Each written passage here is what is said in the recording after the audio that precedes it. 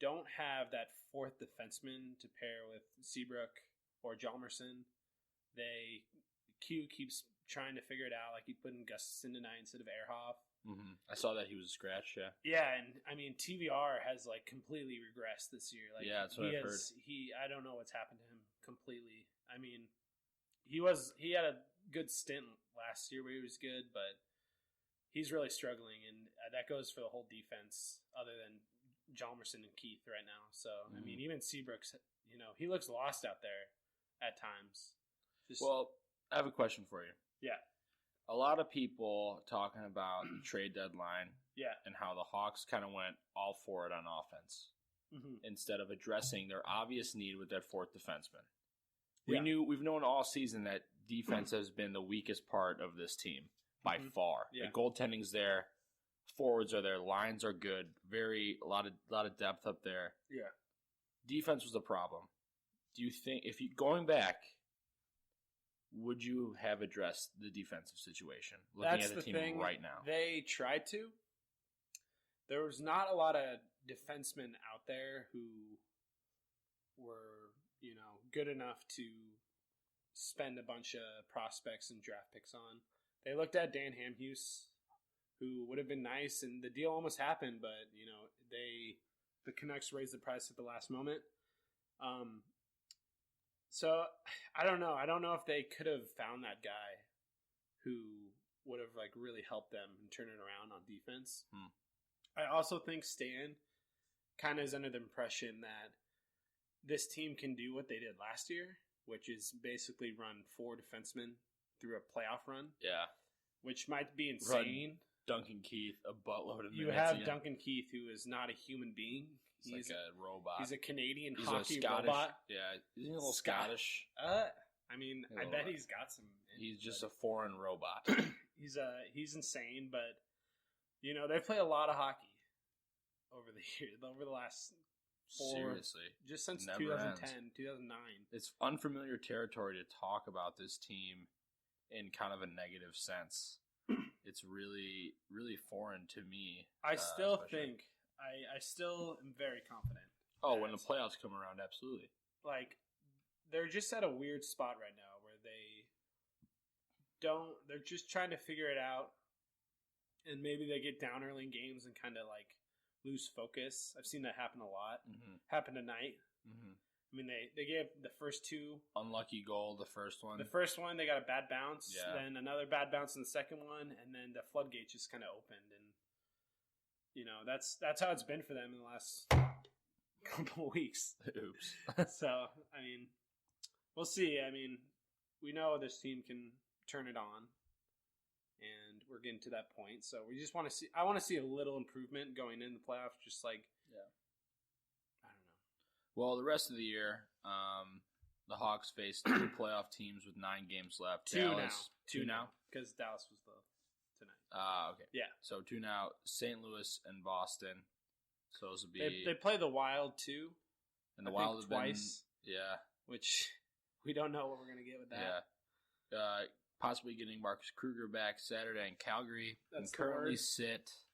Do you know how many points back of Dallas? Now St. 6. Louis?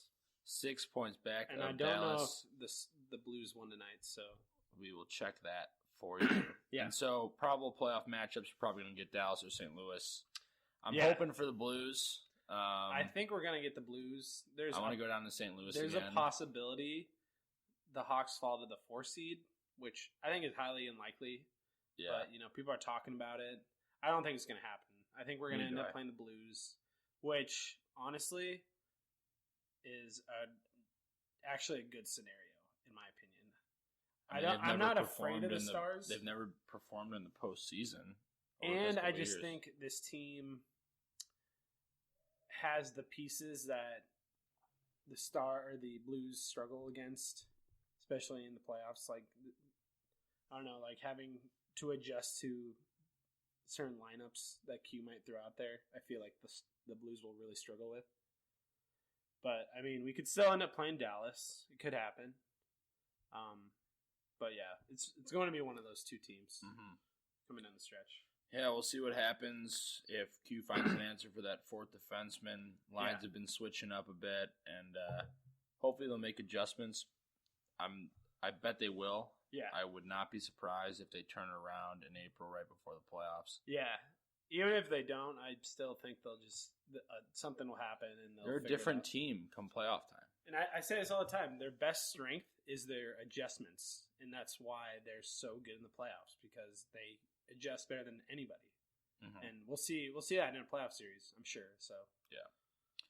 Your Chicago Bears, Super Bowl Super Bears. This is definitely the thing I wanted to talk about. This is Blake was like a giddy schoolgirl this past week. Oh yes, probably my favorite week of the whole year almost. Like it's always spring break week. Yeah, it is. I've noticed that. It is. It always is. Same with March Madness. All yeah. that. It's a good week. Yeah. It's a good week. Well, let's talk about that week. Yes, please. Let's talk So I'm going to run through some of these signings. Yeah. You got Danny Trevathan, 4 years, $24.5 million, $12 million guaranteed. Akeem Nicks, 2 years, $10 million, $5 million guaranteed. Yeah. Jarrell Freeman, 3 years, $12 mil, $4 million guaranteed. And Bobby Massey, 3 years, $6.5 million guaranteed. And when I'm looking at these signings, I'm saying, oh my goodness, that's a lot of value for not a lot of money. You can go down this list, and maybe except for Bobby Massey, like all three of these were they're steals, basically, in my eyes. I mean, these are guys that are high production guys that are signing shorter deals for less money as compared to some of the other deals we saw out there. And that just shows faith in where this team's going from these players. You're starting to see players kind of buy in now, which is nice. Yeah.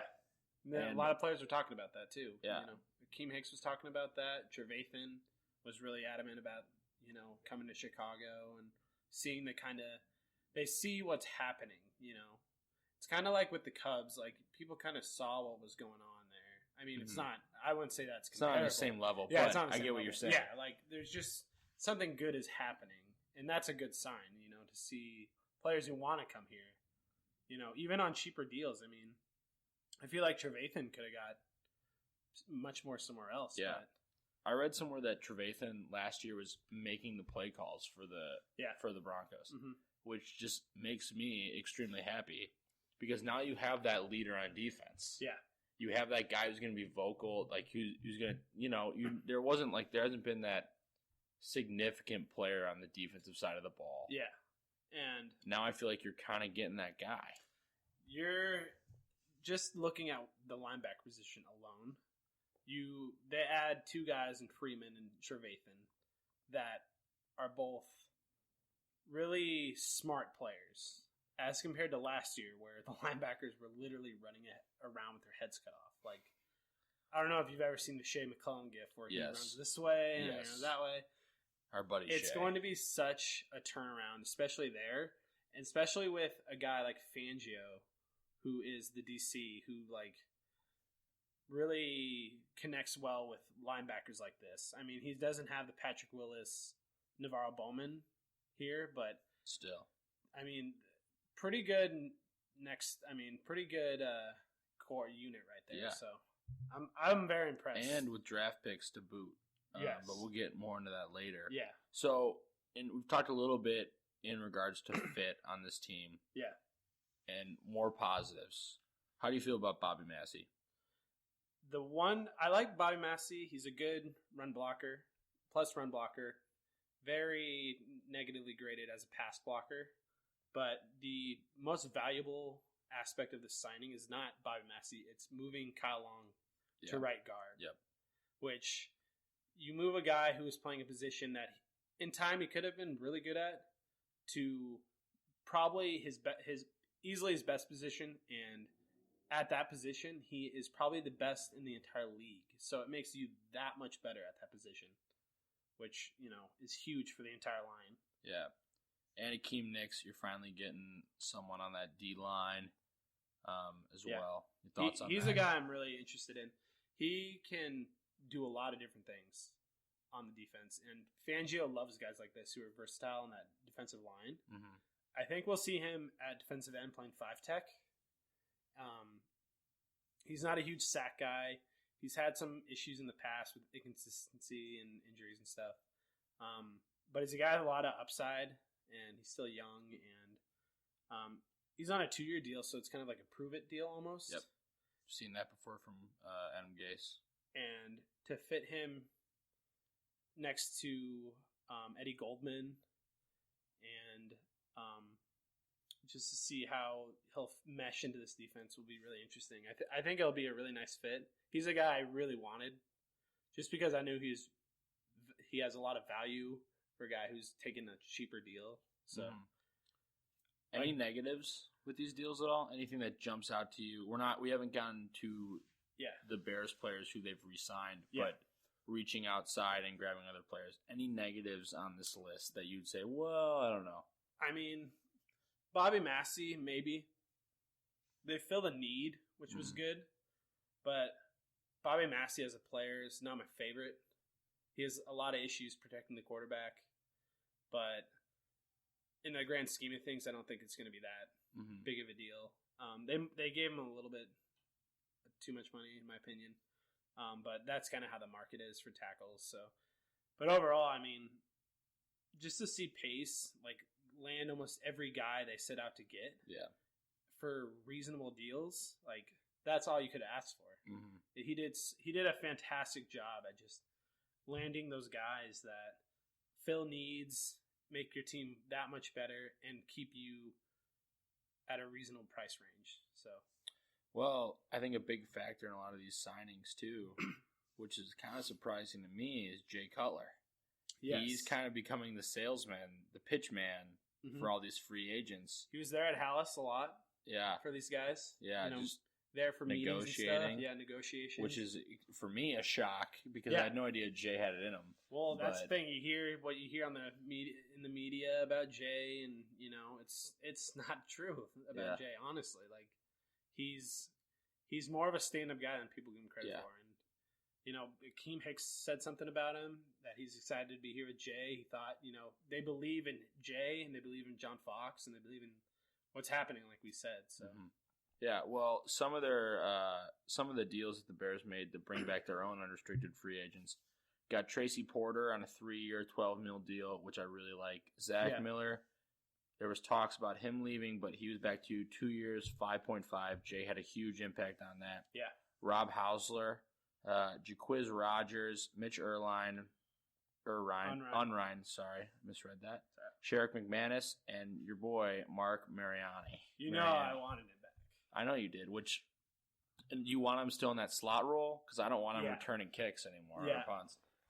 We'll see what he does with that, how they play that. But I'm really happy to have him back. I think he's still got a lot to provide for this offense as a receiver, and I think him and Jay really built something last year, and I'm glad he's back. Yeah, and I love the Zach Miller deal. Yeah. He really kind of showed up last year and caught a lot of clutch passes. And he said, too, that Jay was a huge influence on him coming back, which is awesome to hear. And, I mean, Jay likes throwing to those big tight ends, and that's exactly what he is. And he's a guy I know he's getting up there in age, but he's a guy who I think still has a lot to prove, and a guy that has a lot of natural talent. I mean, we saw him last year, catch balls in stride and take it 89 yards. I don't know if you remember that. I'm really happy to see him back. I'm not totally okay with the tight end position completely. Right now. I really like Zach Miller, but I would say he's more of a 2 than a 1. They did sign that offer sheet. Yeah, they had an offer sheet for Josh Hill, which will be really good because it's just another depth guy, and hopefully, I don't think the Saints will match. But yeah, Zach Miller was essential because who else would they have? They had no one else really who could have played that position if Zach Miller doesn't sign. Speaking of tight ends, Martellus Bennett was traded to the Patriots for a 4th round pick and a 6th. Yeah. No, we got a 4th. They got a 6th. And okay. Yeah. So we saw this move coming. Yes, we did. It no shock here.